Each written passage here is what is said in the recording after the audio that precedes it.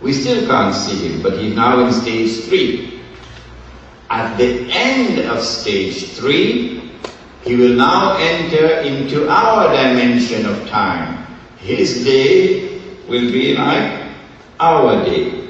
And so we'll be able to see him. At that time he will be a Jew, the Antichrist. He'd be a young man. He'd be powerfully built. He would have curly hair. Where would he be? On earth.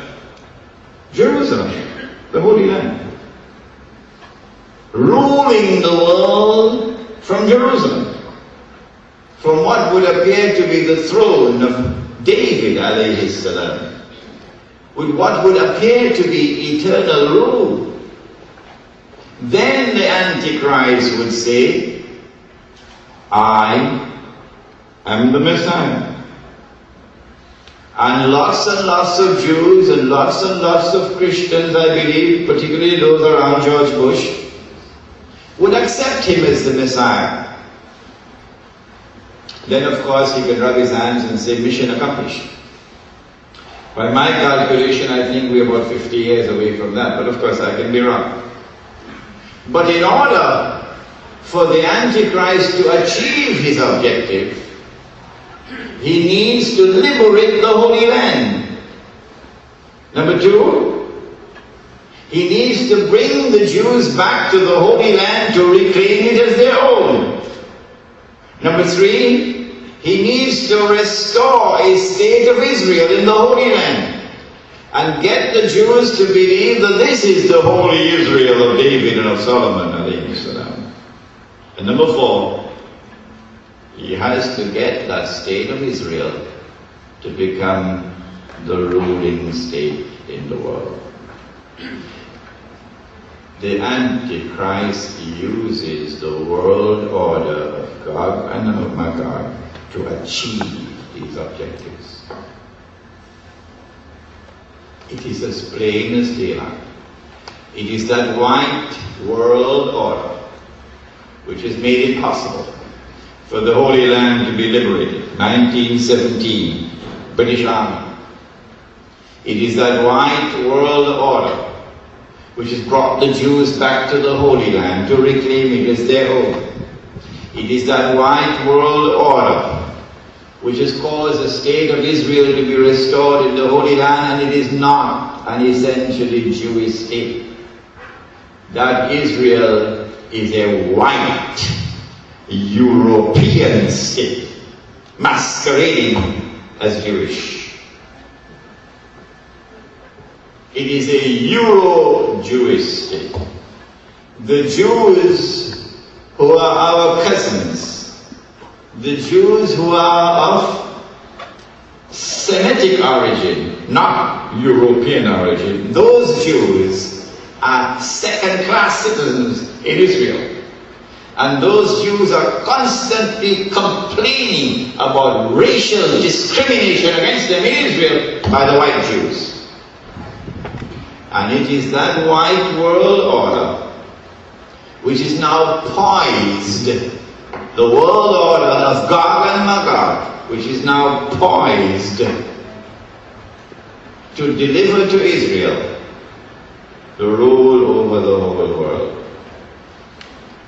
We have said in previous lectures that there is an uncanny similarity between an act of terrorism which occurred in the summer of 1914 and which paved the way for the First World War, which delivered the liberation of the Holy Land for the Jews. The summer of 1914. An uncanny similarity between that act of terrorism and September the 11th.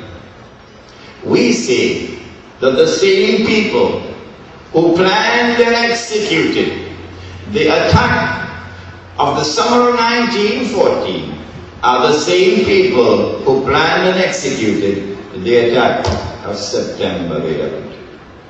The purpose for the September the 11th attack is to allow events to unfold in such a way that Israel can eventually wage a big war And when Israel wages the big war, the territory of the state of Israel will expand dramatically. How big? From the river of Egypt to the river Euphrates. From the river of Egypt to the river Euphrates. Does it sound familiar? Does it sound familiar? From the river of Egypt to the river Euphrates. That's false. Is there in the Bible? Yes, but it's false. The Holy Land does not extend from the river of Egypt to the river Euphrates, and the Qur'an confirms that. The Holy Land is what is today called Palestine.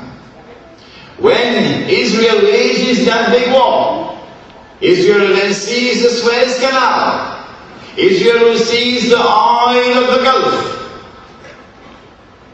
And Britain and the United States will stand firmly behind Israel, Blair and Bush. At that time, the US dollar collapses. At that time, the US economy collapses. At that time, Israel stakes her claim to be the ruling state in the world. Not appear to be an aggressor. And not appear to be an aggressor. Israel must be able to present to mankind an image of a state which is under siege, a state which is facing a tremendous threat to its existence.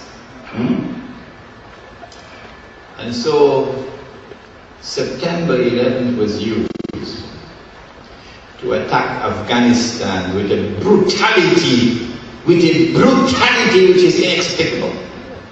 A 2,000-pound bomb being dropped upon a people who are defenseless, living in almost primitive conditions, and who had waged war against the Soviet Union for 12 long years, who are some of the poorest people on the face of the earth, and you are the richest, the most wealthy, the most powerful country in the world, and you're dropping 2,000-pound bombs upon these defenseless people, indiscriminately killing women, killing children, doesn't matter. Why? This indiscriminate, reckless, wanton use of force in such a wicked way. There's a purpose.